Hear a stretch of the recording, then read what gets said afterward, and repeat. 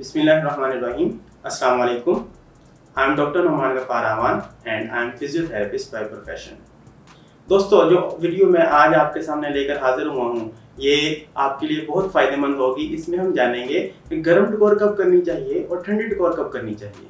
तो अगर आप मेरे चैनल पे नए हैं और आपने अभी तक मेरे चैनल को सब्सक्राइब नहीं किया तो चैनल को सब्सक्राइब कर लीजिए।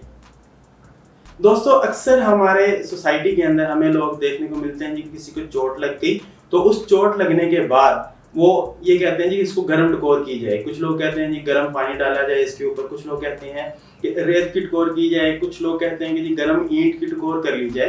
तो गर्म टकोर कब करनी चाहिए या ठंडी टकोर कब करनी चाहिए, तो आज मैं आपसे इस वीडियो में इसी के ऊपर बात करूंगा। दोस्तों, एक सिंपल सा फॉर्मूला मैं आपसे शेयर करता चलूं कि गर्म चोट ठंडी टकोर और ठंडी चोट गर्म टकोर। तो हम जानते हैं कि ये ठंडी चोट से क्या मुराद है और गर्म चोट से क्या मुराद है। गर्म चोट से मुराद है एक्यूट इंजरी। अगर आपको 1 या 2 दिन पहले कोई चोट लग गई, कोई इंजरी हो गई, तो जब भी इस तरह की इंजरी होती है तो उस जगह पे स्वेलिंग हो जाती है, उस जगह पे सोजन हो जाती है।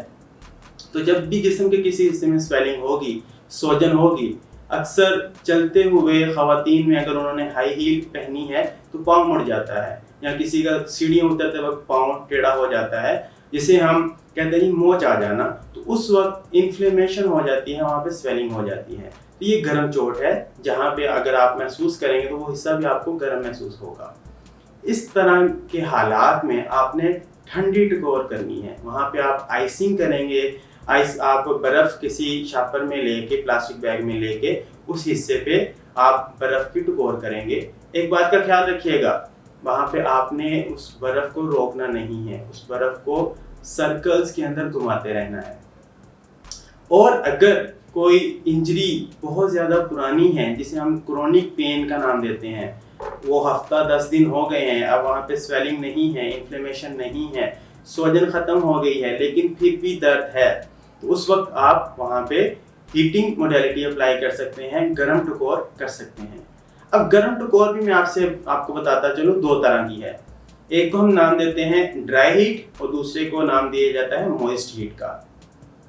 जो ड्राई हीट है यानी कि खुश्क टकोर, ये आपकी स्किन के ऊपर इफेक्ट करती है, लेकिन अगर आप मॉइस्ट हीट अप्लाई करेंगे तो ये आपके मसल्स तक फ़ायदा पहुंचाएगी। मॉइस्ट हीट किस तरह से अप्लाई की जानी चाहिए, उसके लिए घरों में हम 2-3 आसान से सॉल्यूशन बताते हैं। या तो आप किसी बर्तन में पानी गर्म करिए और उसमें टॉवल डिप कर लें, तौलिया गर्म हो जाए, वो उसे थोड़ा सा निचोड़ के जिस हिस्से में आपको दर्द है उस हिस्से पे वो तौलिया लपेट लीजिए। तो उस हिस्से पे जब मॉइस्ट हीट अप्लाई करेंगे, नमी वाली टकोर अप्लाई करेंगे, तो आपके मसल्स रिलैक्स हो जाएंगे। अगर मसल के अंदर खिंचाव है तो आपको दर्द से निजात मिल जाएगी। इसके अलावा गर्म पानी की बोतल मिलती है, उस गर्म पानी की बोतल के ऊपर एक कपड़े का कवर होता है, अंदर आप गर्म पानी करके डालिए और उस कवर को, कपड़े को गीला कर लीजिए और उसे अपने उस हिस्से पर रख लीजिए जहाँ पे आपको दर्द है। तो इस तरह आप अपने आप को उस दर्द से महफूज रख सकते हैं। दोस्तों, इसके अलावा अगर आपको जिस्म में किसी हिस्से में दर्द है, कोई मसला है, हड्डियों का, जोड़ों का खिंचाव है, तो आप हमसे रब्ता कर सकते हैं। हमारा फ़ोन नंबर नीचे दिया गया है। अगर आप फिजियोथेरेपी से रिलेटेड कोई भी बात पूछना चाहते हैं, आप किसी मसले के हल के लिए हमसे रब्ता करना चाहते हैं, तो आप अपने कमेंट हमें नीचे लिख सकते हैं। अपना और अपने प्यारों का बहुत सा ख्याल रखिएगा, दुआ में याद रखिएगा। अल्लाह हाफिज़।